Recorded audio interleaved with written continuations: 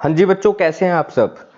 तो आइए आज कॉन्सेप्ट वाली नोटबुक खोल लीजिए। आज हम कॉन्सेप्ट की तरफ जाएंगे और लिखना स्टार्ट कीजिए मेरे साथ। What happens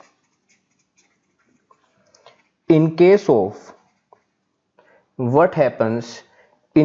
of loss in profit and loss appropriation account. ठीक है जी, मतलब क्या करेंगे अगर कुछ ऐसा केस आ जाए जब profit and loss appropriation account में लॉस आ रहा हो।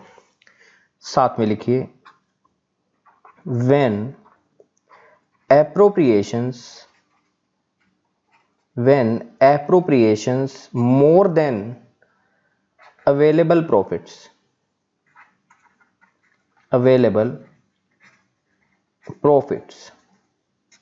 आइए इसको एक एग्जाम्पल से हम समझने की कोशिश करेंगे। पहले आप मेरे साथ एग्जाम्पल को लिख लीजिए। लिखिए, A and B are two partners. A and B के हैं, टू पार्टनर्स हैं। शेयरिंग प्रॉफिट्स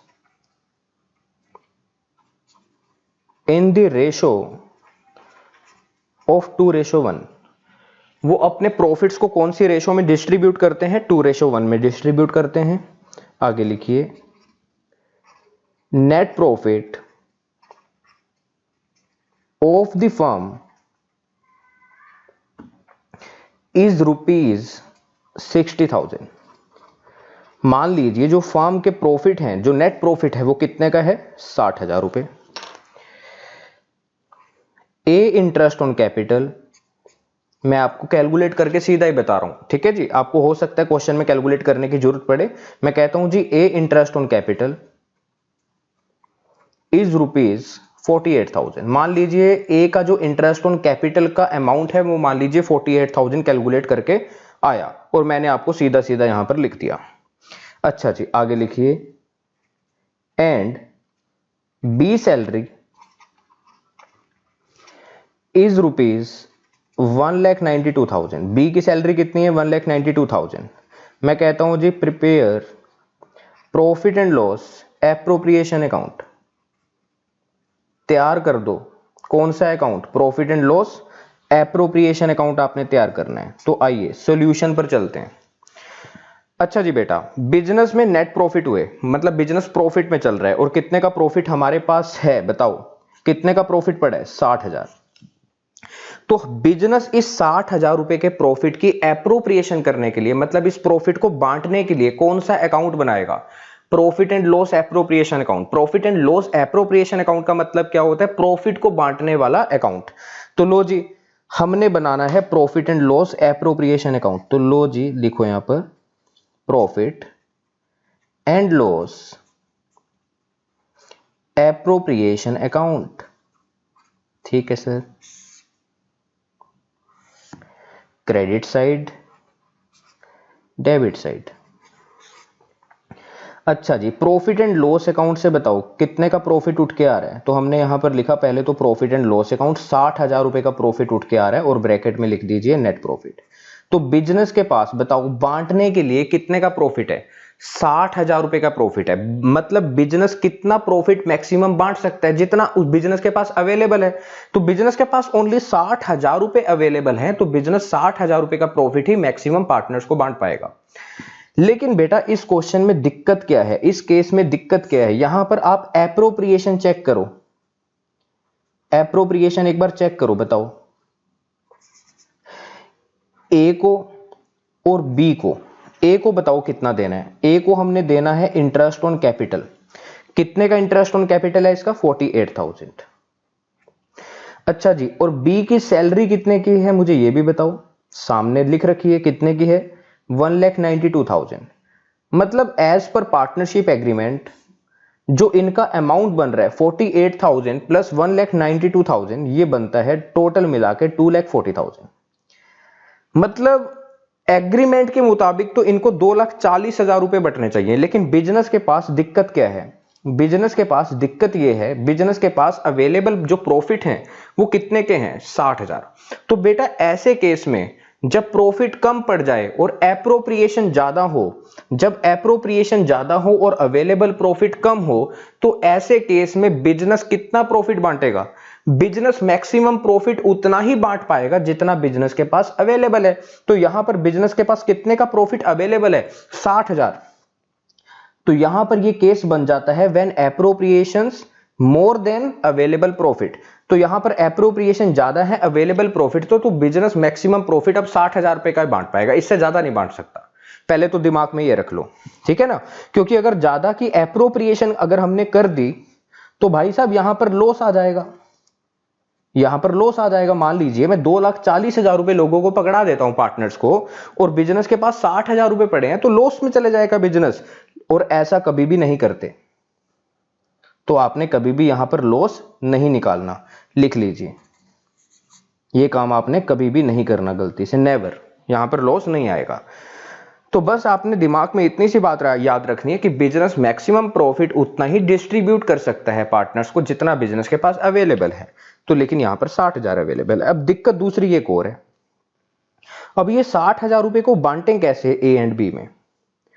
अगर हम इसको 48,000 पकड़ा दें तो इसको तो पूरा इंटरेस्ट मिल गया, और बाकी का इसको पकड़ा दें तो भाई साहब बी तो नाराज हो जाएगा, बी कहेगा मुझे मिलने चाहिए थे 1,92,000 और आपने 12,000 रुपए पकड़ा दिए बस, और इसको पूरा 48,000 रुपए का अमाउंट दे दिया। समझ आ रही है इतनी बात।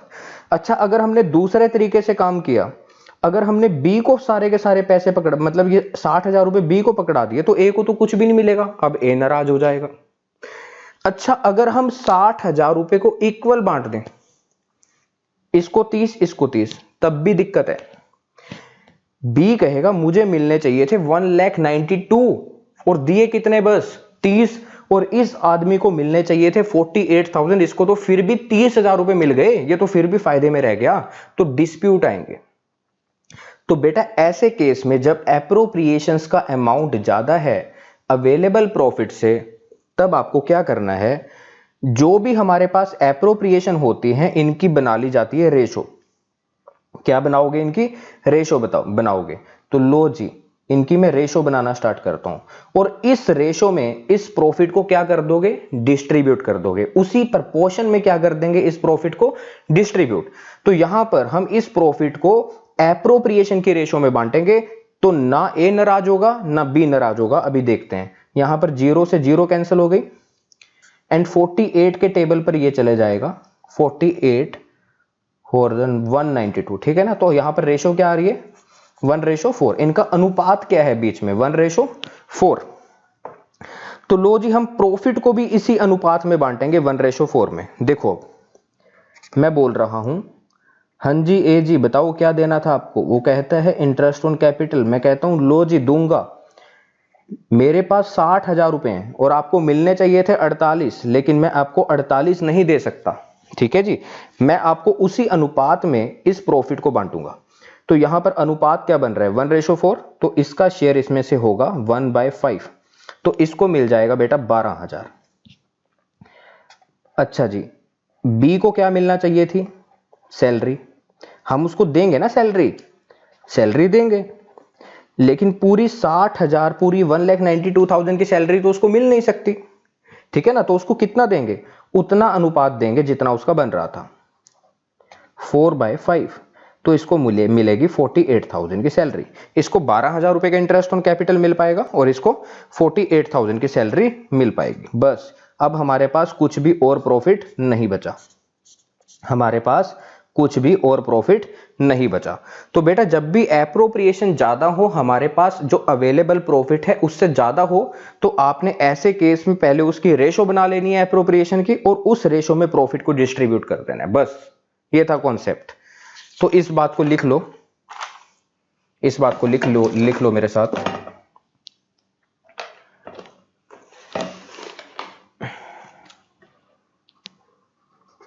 Note, note whenever appropriations are more than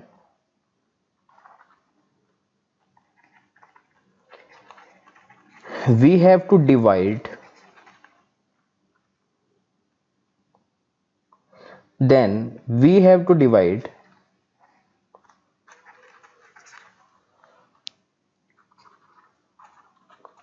the available profits in ratio of appropriations।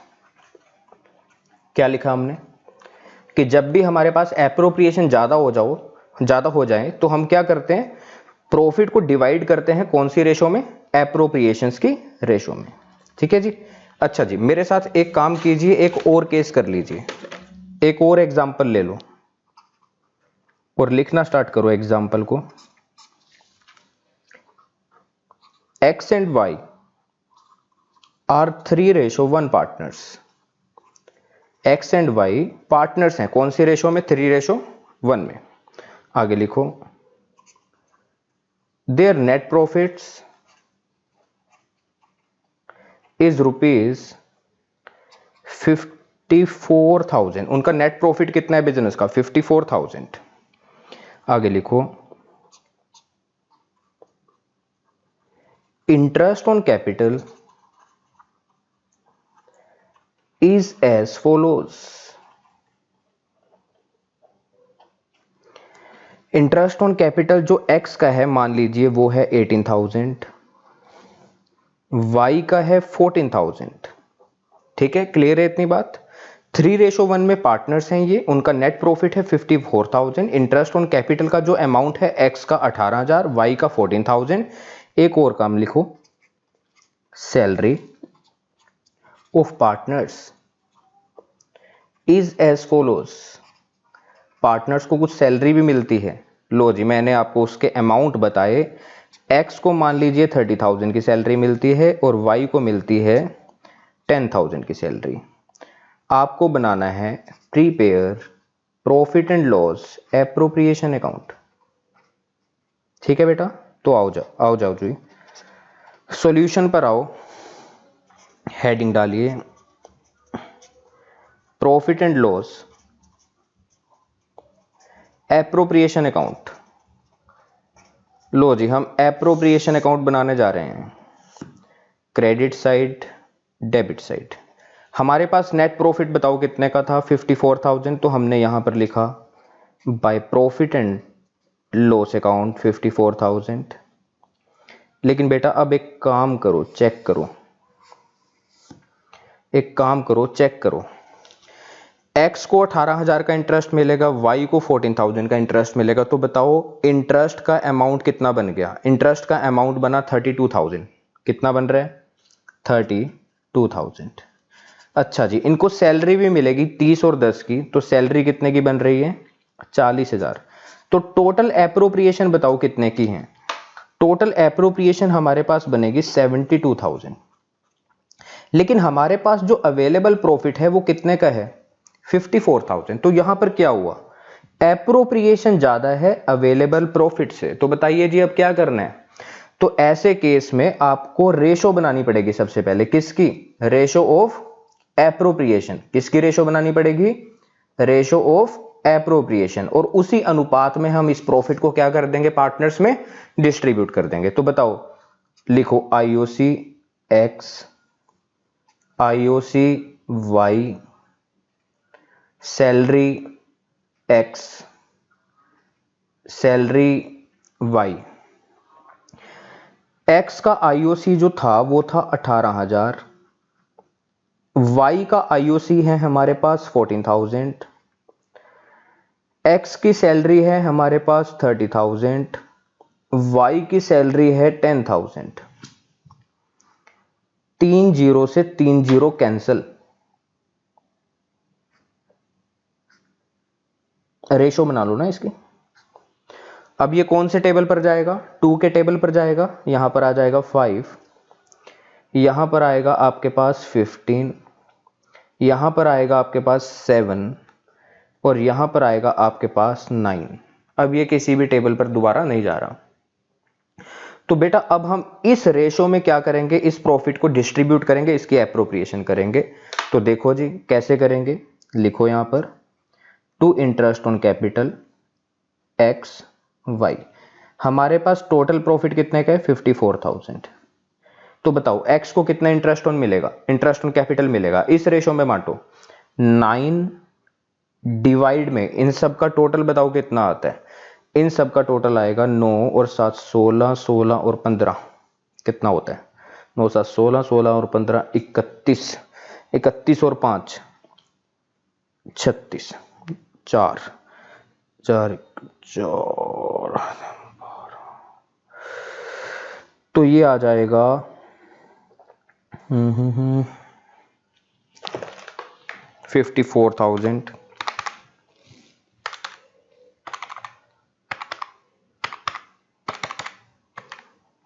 क्या हो गया इसको,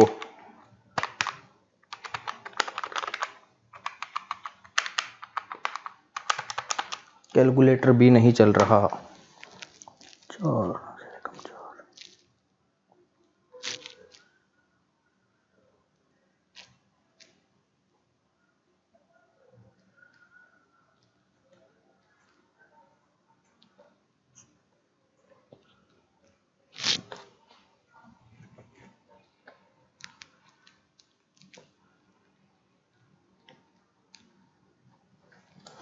13,500। y का निकालो, y का बनेगा 54,000 इंटू 7/36, तो ये आएगा आपके पास 10,500। ऐसे ही अब इनको क्या मिलेगी, सैलरी मिलेगी इसी अनुपात में। तो x की सैलरी बनेगी 54,000 इंटू 15 डिवाइडेड बाय 36, तो इसकी सैलरी बनेगी 22,500। ऐसे ही y की जो सैलरी बनेगी वो बनेगी 54,000 में इसको जो हिस्सा मिलेगा वो मिलेगा, इसका जो शेयर बनेगा 5 डिवाइडेड बाय 36, और ये आएगा आपके पास 7,500। ठीक है जी। तो यहां पर हमने प्रॉफिट को क्या कर दिया, डिस्ट्रीब्यूट कर दिया, और प्रॉफिट उतना ही बांटा जितना हमारे पास था, लेकिन कौन सी रेशो में बांटा, एप्रोप्रिएशन की रेशो में। तो सिंपल सा कॉन्सेप्ट था, जब हमारे पास एप्रोप्रिएशंस ज्यादा हो अवेलेबल प्रॉफिट से, तो आपने एप्रोप्रिएशन की क्या करनी है, रेशो बना लेनी है, और उस रेशो में प्रॉफिट को क्या कर देना, सिंपल सिंपल डिस्ट्रीब्यूट, और कभी भी लॉस यहां पर नहीं निकाल के आएंगे, नहीं तो आपका क्वेश्चन हो जाएगा गलत। ठीक है जी। तो आइए अब हम बुक पे चलते हैं, आपके पास कौन से क्वेश्चन आएंगे इसको लेकर आपकी बुक में, देखते हैं जी कौन से क्वेश्चन इस कॉन्सेप्ट को कवर कर रहे हैं। इलस्ट्रेशन नंबर 23, इलस्ट्रेशन नंबर 24 इसको कवर करते हैं, तो हम इनको समझ लेते हैं। ठीक है, देखते हैं अगर हम इनको बुक में ही समझ पाते हैं तो बुक में ही समझ लेंगे, अगर करने की जरूरत पड़ती है तो कर भी लेते हैं। कहता है ए एंड बी पार्टनर्स हैं, कौन सी रेशो में, 2:1 में। आगे कहता है, अब इसको ऐसे देखिए,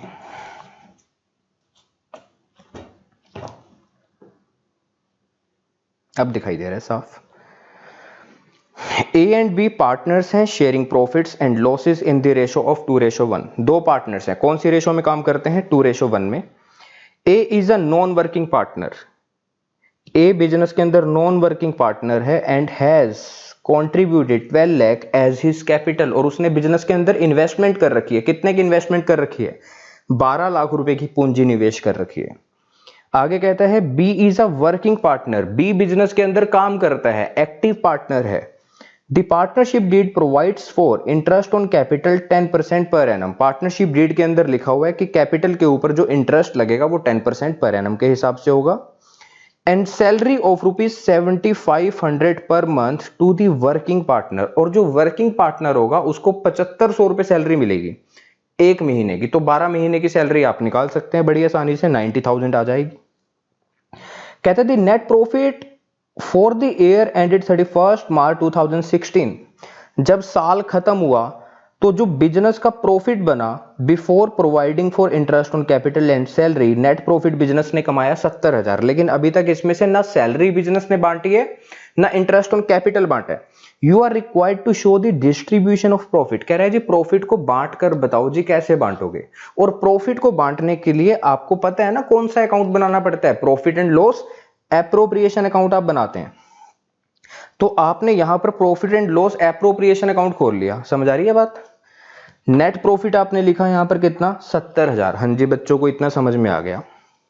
अब मुझे ये बताओ 12 लाख के ऊपर 10% कितना होता है। 1,20,000 का तो इंटरेस्ट ऑन कैपिटल बन गया। और सैलरी कितने की बनी, 7500 इंटू 12, 90,000 की सैलरी बन गई। 1,20,000 का इंटरेस्ट ऑन कैपिटल, 90 की सैलरी, तो टोटल मिला के एप्रोप्रिएशन कितने की बन रही है बच्चे, 2,10,000 रुपए की। 2,10,000 रुपए की एप्रोप्रिएशन है और हमारे पास अवेलेबल प्रॉफिट कितने का है, ओनली 70,000। तो भैया 2,10,000 की एप्रोप्रिएशन है और अवेलेबल प्रॉफिट 70,000 है। तो समझ में आ गई बात। एप्रोप्रिएशन जब भी ज्यादा होती है तो एप्रोप्रिएशन की क्या बनाएंगे, रेशो बनाएंगे। तो यहां पर लिखो ए बी। ए को 1,20,000 मिलना चाहिए था, बी को मिलना चाहिए था 90। तो हम इनका क्या करेंगे, रेशो बनाएंगे और उसी प्रपोर्शन में क्या करेंगे, इस 70,000 को डिस्ट्रीब्यूट कर देंगे। तो देखो इनकी जो रेशो बनेगी ना, जब आप काट लेंगे इसको किसी टेबल पर, 4:3 आ जाएगा। तो हमने क्या करा, 70,000 का 4 बाय टोटल कितने 7, 4 बाय 7 कितना होता है 40,000। तो ए को जो इंटरेस्ट ऑन कैपिटल मिलेगा पूरा 1,20,000 नहीं मिलेगा, उसको कितना मिल पाया इस 70,000 में से हिस्सा 40। और अच्छा जो बी को सैलरी मिलेगी वो बताओ कितनी मिलेगी, 90 नहीं मिलेगी क्योंकि इतना पैसा ही नहीं था। बी को जो सैलरी मिलेगी वो 70,000 की कितनी मिलेगी, 3 डिवाइड में टोटल 7। 70,000 का 3/7 कितना होता है 30,000। तो बी को 30,000 की सैलरी से सेटिस्फाई होना पड़ेगा और ए को कितना इंटरेस्ट ऑन कैपिटल से सेटिस्फाई होना पड़ेगा 40,000। तो बस आपने सिंपल सी बात याद रखनी है, एप्रोप्रिएशन अगर ज्यादा है तो एप्रोप्रिएशन की रेशो बनाओ और उस रेशो में प्रॉफिट को कर दो डिस्ट्रीब्यूट। आइए अगले केस पर चलते हैं। लो जी क्वेश्चन नंबर 24 देखते हैं। अगर ये बुक में ही सोल्व हो जाता है तो बुक में ही कर लेंगे, नहीं तो नोटबुक पर करेंगे। कहता है Shreya and Vivek were partners in a firm sharing profits in the ratio of 3:2। दो पार्टनर से कौन सी रेशो में काम करते हैं, 3:2 में। The balances in their capital and current account as on 1 April 2017 were as under. Capital का बैलेंस दे रखा है, करंट अकाउंट का बैलेंस दे रखा है, कौन सी डेट का 1 अप्रैल 2017, मतलब ओपनिंग बैलेंस है। कैपिटल का बैलेंस 5 लाख श्रेया का, 2,50,000 विवेक का। करंट अकाउंट का बैलेंस भी है, इसका मतलब पार्टनर्स की कैपिटल बताओ बच्चे क्या है, फिक्स या फ्लक्चुएटिंग। बच्चे बोल रहे हैं फिक्स है। करंट अकाउंट का जो बैलेंस है श्रेया का है 1 लाख क्रेडिट बैलेंस, मतलब बिजनेस ने श्रेया के कितने पैसे देने हैं आने वाले टाइम में, 1 लाख रुपए। या आप दूसरे तरीके से बोल सकते हैं श्रेया के कितने पैसे बिजनेस के पास पड़े हैं, 1 लाख रुपीस। विवेक का जो बैलेंस है करंट अकाउंट का 28,000 डेबिट बैलेंस है। मतलब भाई साहब बिजनेस ने इस बार पैसे लेने हैं किससे, विवेक से। कितने पैसे लेने हैं, 28,000 रुपए। उसका अकाउंट माइनस में चल रहा है क्योंकि विवेक ने ज्यादा पैसे निकाल लिए होंगे बिजनेस से, तो 28,000 रुपए माइनस में चल रहा है उसका अकाउंट। आगे कहता है the partnership deed provided that Shreya was to be paid a salary of 5,000 per month. कहता है जी पार्टनरशिप डीड के अंदर लिखा हुआ है कि श्रेया को सैलरी मिलेगी 5,000 रुपए 1 महीने की। तो पूरे साल की बच्चे के बताओ कितनी होती है, 60,000 रुपए। Vivek to get a commission of 30,000 for the year. Vivek की कमीशन भी बनती है 30,000 रुपए। तो एक तो ये बातें निकल के आई हैं हमारे पास। आगे कहता है interest on capital was to be allowed 8% per annum. Interest on capital 8% per annum के हिसाब से मिलेगा उनको। Whereas interest on drawings was to be charged at the rate 6% per annum। Interest on drawing का रेट जो है 6% per annum है। Per annum word यहां पर गिवन है तो हमें टाइम के अकॉर्डिंग कैलकुलेशन करनी पड़ेगी। अगर पर एनम वर्ड गिवन नहीं होता तो इसका मतलब ये जो रेट होता है ये ऑलरेडी एडजस्टेड होता है अकॉर्डिंग टू टाइम। तो हम क्या करते हैं, ड्राइंग्स के ऊपर सीधा सीधा रेट कैलकुलेट कर देते हैं। लेकिन अगर पर एनम वर्ड है तो आपको टाइम को कंसीडर करना पड़ेगा। कहते थे drawings of Shreya were 15,000 draw on 30th September 2017। 30th सितंबर 2017 को उसने ये पैसा निकाला था। क्वेश्चन में डेट मेंशन है 30th सितंबर 2017 से लेके बताओ बेटा 31 मार्च तक कितने महीने होते हैं। सितंबर का मंथ तो निकल चुका, अक्टूबर, नवंबर, दिसंबर, जनवरी, फरवरी, मार्च, 6 महीने। तो इसका मतलब श्रेया से कितना इंटरेस्ट ऑन ड्राइंग चार्ज किया जाएगा, 6 महीने का इंटरेस्ट ऑन ड्राइंग चार्ज किया जाएगा। कहता है विवेक विड्रू 30,000, विवेक ने भी 30,000 रुपए निकाले हैं ऑन 1 सितंबर 2017। सितंबर के शुरू में पैसे निकाल लिए। तो भैया इससे जो इंटरेस्ट ऑन ड्राइंग हम चार्ज करेंगे, मैं बिजनेस के पर्सपेक्टिव से बात कर रहा हूं, एक तो सितंबर का चार्ज होगा, अक्टूबर का, नवंबर का, दिसंबर का, जनवरी, फरवरी, मार्च, कितने महीने का इंटरेस्ट ऑन ड्राइंग यहां पर लगेगा, 7 मंथ्स। कह रहे थे net profits of the firm for the year before making the above adjustment 1,20,000, 1,20,000 रुपए का प्रॉफिट है, लेकिन अभी तक कोई भी एडजस्टमेंट उन्होंने नहीं की। बताओ जी क्वेश्चन की रिक्वायरमेंट क्या है। कहते हैं जी एक profit and loss appropriation account बनाओ, बना लेंगे। पार्टनर्स कैपिटल अकाउंट बनाओ, बना लेंगे। करंट अकाउंट बनाओ, बना लेंगे। तो इस क्वेश्चन को हम बुक में ही देखेंगे। मुझे इसमें कोई भी ऐसा पॉइंट नहीं लगता कि मुझे नोटबुक में करवाना चाहिए, बुक में बड़ी आसानी से आपको समझ में आ जाएगा। अब बेटा जब आप इस क्वेश्चन को करेंगे तो आपको क्या करना है बताओ जी, कैसे स्टार्टिंग करेंगे। क्या पहले profit and loss appropriation account बनाएंगे, उसको बंद करेंगे, फिर कैपिटल अकाउंट बनाएंगे, उसको बंद करेंगे, फिर करंट अकाउंट बनाएंगे और फिर क्वेश्चन समाप्त करेंगे। क्या इस तरीके से करेंगे? नहीं। अब आप छोटे बच्चे नहीं हैं, अब आप बड़े हो चुके हैं। हमको एक ही बार में क्वेश्चन को कंप्लीट करना है। क्या करना है? एक ही बार में क्वेश्चन को कंप्लीट करना है। बेटा जोन जोन सी क्वेश्चन की रिक्वायरमेंट है, आपने पहले उसके फॉर्मेट खोल देने हैं। जैसे क्वेश्चन ने बोला प्रॉफिट एंड लॉस एप्रोप्रिएशन, हमने इसका फॉर्मेट बना दिया। क्वेश्चन ने बोला कैपिटल अकाउंट, हमने इसका फॉर्मेट बना दिया। क्वेश्चन ने बोला करंट अकाउंट, हमने इसका फॉर्मेट बना दिया और नीचे बना दिया वर्किंग नोट। क्लियर होगी इतनी बात? हाँ जी। तो अब हम क्वेश्चन को वहीं से उठाएंगे जहां से क्वेश्चन स्टार्ट हुआ था। एक तो रेशो याद रखो, कितनी रेशो है? 3:2। श्रेया की कैपिटल 5 लाख, विवेक की कैपिटल 2,50,000। कैपिटल का बैलेंस बच्चे कौन से अकाउंट में? कैपिटल अकाउंट में। समझ में आ गया? आ गया सर। करंट अकाउंट का बैलेंस जो है श्रेया का 1 लाख क्रेडिट है और विवेक का 28,000 डेबिट है। कौन से अकाउंट में शिफ्ट करोगे इस बैलेंस को? कहां पर लिखोगे इस बैलेंस को? करंट अकाउंट में। तो टू बैलेंस ब्रॉट डाउन, विवेक का डेबिट बैलेंस 28,000 हमने लिखा, by balance brought down, Shreya का हमने क्रेडिट बैलेंस 1 लाख रुपए लिखा। समझ में आ गया? करंट अकाउंट का बैलेंस करंट अकाउंट में लिखेंगे, कैपिटल अकाउंट का बैलेंस कैपिटल अकाउंट में लिखेंगे। अच्छा जी, श्रेया की सैलरी कितनी है? 5,000 पर मंथ। अच्छा जी, एक चीज देखो, प्रॉफिट कितने का यहां पर हमारे पास? 1,20,000। ये समझ में आ गया, प्रॉफिट एंड लॉस अकाउंट से उठ के आया। अब देखो बेटा, 5,000 पर मंथ की सैलरी 60,000 रुपए पूरे साल की हो गई। 30,000 की इसकी कमीशन है। कितना अमाउंट बन गया एप्रोप्रिएशन का अभी तक? 90,000। इंटरेस्ट ऑन कैपिटल 8% है। 5 लाख के ऊपर 8% कितना होता है? 40,000। तो 90 + 40 कितने की एप्रोप्रिएशन अभी तक इकट्ठी हो चुकी है? 1,30,000 की। अच्छा जी, 8% इसका भी बनेगा। तो इसका 2.5 लाख के ऊपर 8% होता है बेटा कितना? 16, 20,000। तो 1,30,000 की एप्रोप्रिएशन पहले थी, 20,000 की एप्रोप्रिएशन और ऐड हो गई, तो 1.5 लाख की तो एप्रोप्रिएशन है। और हमारे पास प्रॉफिट कितना है बच्चे? 1,20,000। तो केस कौन सा है? When appropriations are more than profits. ठीक है, जो अभी हम कर रहे हैं। तो भैया अभी मैं यहां पर ना सैलरी लिखूंगा ना इंटरेस्ट ऑन कैपिटल लिखूंगा, मैं अभी कुछ भी नहीं लिखूंगा। समझ आ रही है बात? ठीक है। इंटरेस्ट ऑन ड्राइंग निकाल लो 6%, 15,000 के ऊपर और 30,000 के ऊपर। देखो यहां पर 15,000 के ऊपर 6 महीने का इंटरेस्ट ऑन ड्राइंग निकाला है और 30,000 के ऊपर 7 महीने का इंटरेस्ट ऑन ड्राइंग निकाला है, क्योंकि हम यहां पर टाइम को कंसीडर कर रहे हैं। ठीक है, 1 सितंबर से लेकर 31 मार्च तक, और यहां पर 1 अक्टूबर से लेकर 31 मार्च तक का इंटरेस्ट ऑन ड्राइंग निकला। और ये बिजनेस के लिए क्या है? इनकम है, तो इनकम को प्रॉफिट एंड लॉस अकाउंट की क्रेडिट साइड में लिखा। तो ये 1500 भी बच्चों को समझ में आया कि नहीं आया? आ गया। तो ठीक है जी, यहां पर लिख दिया 1,21,500 का हमारे पास प्रॉफिट इकट्ठा हो गया है अब तक। अच्छा जी, ये जो ड्राइंग्स का अमाउंट था, एक तो करंट अकाउंट की डेबिट साइड में लिखो, मतलब उनके अकाउंट में से ड्राइंग्स का पैसा काट रहे हैं, और एक चीज का पैसा और भी काट लिया, किस चीज का? इंटरेस्ट ऑन ड्राइंग का। अब सुनो, अब आ जाओ, अब हमारे पास जो अवेलेबल प्रॉफिट है वो कितने का है? 1,21,500।